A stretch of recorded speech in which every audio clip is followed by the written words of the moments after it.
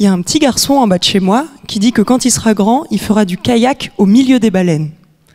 Alors, il est vraiment trop mignon, Titouan. Mais des baleines, en 2050, avec le changement climatique, j'espère pour lui qu'il en restera encore. Vous imaginez le pauvre? Sinon, il va être dévasté. Bon, moi j'aimerais bien l'aider, Titouan. Ça tombe bien, je suis doctorante en agronomie et je travaille justement sur les émissions de gaz à effet de serre.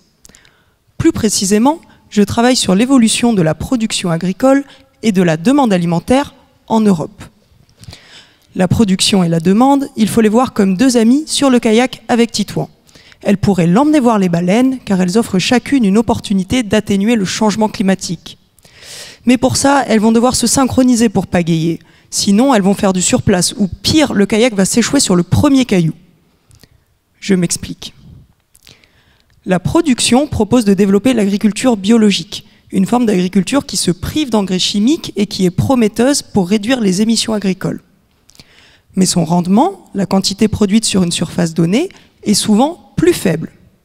On estime donc qu'il faudrait plus de surface agricole si on développait l'agriculture biologique.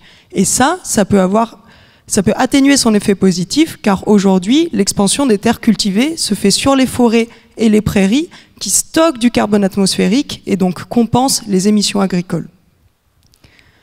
La demande, elle, propose de diminuer la consommation de produits d'origine animale, car l'élevage contribue largement aux émissions agricoles et demande beaucoup de surface pour produire la nourriture des animaux. En diminuant l'élevage, on pourrait donc compenser le besoin en terre de l'agriculture biologique. Mais c'est pas aussi simple en fait. On risque aussi de diminuer la production. Et oui, le fumier, avant d'être une insulte, c'est un engrais naturel utilisé par les agriculteurs. Si on développe l'agriculture biologique, une diminution de l'élevage, donc du fumier, pourrait mener à des rendements encore plus faibles et donc augmenter le besoin en surface. En bref, mes deux amies dans mon kayak, elles doivent collaborer ou ça ne marchera pas, car il y a un compromis à trouver entre libérer des surfaces et diminuer les rendements. Ce compromis, il est au cœur de ma thèse. Mon travail, c'est de simuler sur un ordinateur des scénarios d'évolution de l'Europe en 2050. Je teste la compatibilité entre différentes options de développement de l'agriculture biologique et différents régimes alimentaires. En pratique, je fais de la modélisation. J'utilise des fonctions mathématiques pour décrire ces options et calculer des indicateurs.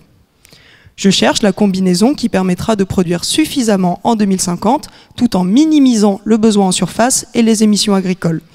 Bref, je cherche la meilleure stratégie pour que le kayak avance et que Titouan réalise son rêve.